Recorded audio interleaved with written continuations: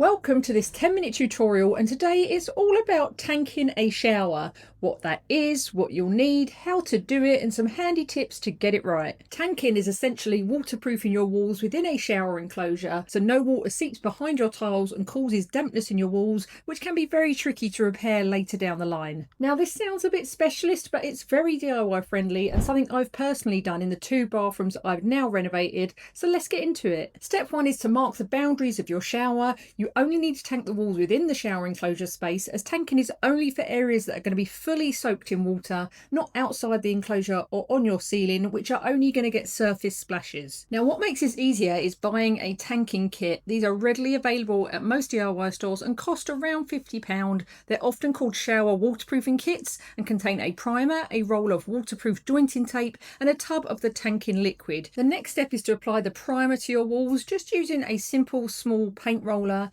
These tanking kits work on plaster like we have here, or plasterboard or plywood, concrete, lots of different surface types. There's no specialist technique here, it's very beginner friendly. Just roll the primer all over within your pencil marks and be sure to go into any corners or niches you may have. This is very fast drying, so a little while later we can then move on to the actual tanking. Now you want the waterproofing to continue under the bottom edge of your tile so no moisture gets under the tile edge and travels upwards. And so we're going to use a tile as a guide, placing that in position where the shower tray and tile meet and marking along the front of it with masking tape. And this is going to stop any of the tanking solution getting onto your shower tray beyond the little stripe under the tile that you need. You're going to repeat this process around the whole outer edge of your shower tray, just placing the tile and marking the boundary along the front of it with masking tape. Any simple masking tape will do, just something that will stop the tanking solution getting onto your tray where you don't want it. Like with so much of DIY, the prep work is so key, so don't skip this step, otherwise you risk compromising your whole shower waterproofing,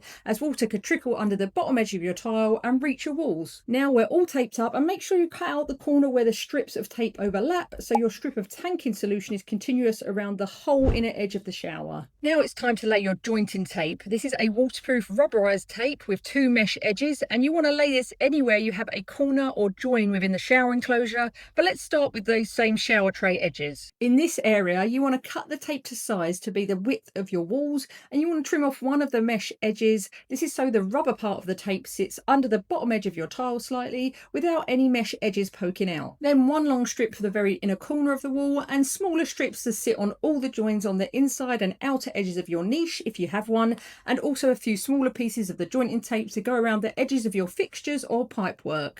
To actually get these onto your wall, you then take a simple paintbrush and apply a generous coat of the tanking solution to the area you want the tape to stick to. You're using it sort of like a glue here. And with the bottom edge where the wall and the shower tray meet, you want to brush it onto that small strip of the shower tray you've marked out with tape and up onto the wall for a continuous waterproofing effect. You don't want to brush it on so thick that it's lumpy or bumpy, but not too thin that it's sheer or gappy. You need to apply a generous coat to really waterproof that join and to give the tape something to really stick to. The tanking solution is quite thick, so it's not runny like paint. It definitely holds its own and isn't drippy, but it's still quite easy to work with. I'm using a simple 2-inch brush here. Again, no specialist tools or fancy techniques needed, just a bit of focus and some DIY friendly kit. Once you've generously coated that join, it's then time to apply the tape you cut down to size earlier. And again, no fancy technique here, just pick up the tape, stick it on and smooth out any air bubbles or bumps with your hand.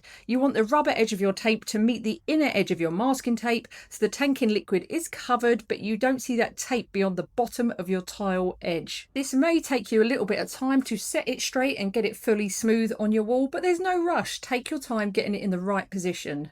And this may seem quite fiddly, but when you're in it, it's quite intuitive. And of course, every home is different, so just adapt to what works best for you. Then when you're happy the tape is stuck, take your brush and apply some of the tanking liquid over the top of the tape to really seal in that waterproofing. This shower is 800 by 800 millimeters, so it's not the biggest, but I used a similar kit in our main shower, which is 1000 by 1600 millimeters, and we still had tape and tanking liquid to spare, so don't worry too much about running out. It is very unlikely. Now, you can buy all the components of a tanking kit separately, but I've not found that to be any more cost effective. And obviously, it is just so much easier to grab it all in one hit. There are lots and lots of brands selling these waterproof kits now, and I've used two different brands and I found them both to be just as good as each other. So read the reviews and just pick the one that best suits your needs at the time. And as I've said, you can get someone in to do this for you, but it is very DIY friendly and it doesn't take forever. So if you're renovating on a budget, this is absolutely something you can take on yourself. You're then going to repeat this process in all your edges and corners. So apply the tanking solution to the wall, stick your tape to it, smooth your tape out, and then apply more solution over the top to seal it in. You really want to make sure you push that solution right into your corners, and the tape should overlap if it does meet in any corners, with a bit of the tanking solution applied between each overlap to ensure it is all fully sealed. And I would say this is the longer part of the process, because when it comes to tanking most of your wall, it is just a simple paint roller job again, but the corners and edges are where water has a very high chance of seeping in, so that's why they need so much more care and attention up front. This isn't something that's enforced here in the UK, but it is advised, and it's especially important in wet rooms or basements, as tiles and grout are slightly porous, so not always effective enough to waterproof your walls by themselves. And as I said, I've tanked 2 bathrooms now, applying this onto fresh, unsealed plaster,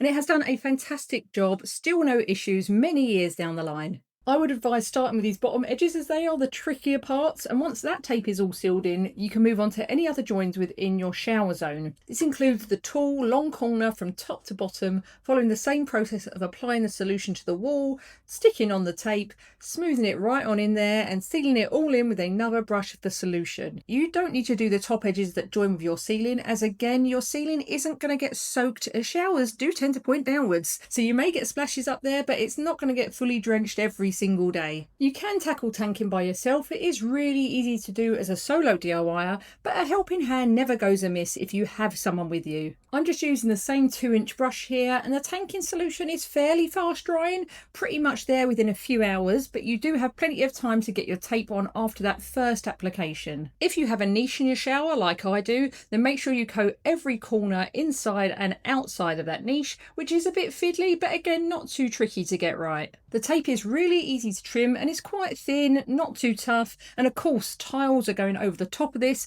so it doesn't need to look beautiful, it just needs to do the job of waterproofing. So don't worry too much if it looks a bit scrappy. We're going for functional here, not a pretty final look. And of course, while you're doing all of this, make sure you protect your shower tray so you don't get any splashes of the tanking solution on your brand new tray, because it may dry down and then be very hard to remove. Especially not great with a bright white tray like ours. We do not want any ran grey spots all over it. So now we've done all our taping, adding some around the pipework and fixtures where there are some raw plasterboard edges, and we can finally move on to tanking the rest of the walls. Using the same brush, I'm running the tanking solution around the outer edges, very much like cutting in when you paint. And again, avoid getting too much of this on your ceiling, which obviously isn't going to be tiled. Then you can grab the small roller you used for your primer earlier, of course with the primer cleaned off, and then just dip this into your tub and roll the tanking solution onto your walls. Again, a good even coat, not too thick, not too thin, and make sure you overlap all of your rolling so you create a continuous waterproofing shield. This is all going to dry to a rubberized finish, so your walls are waterproof and the water just runs off them.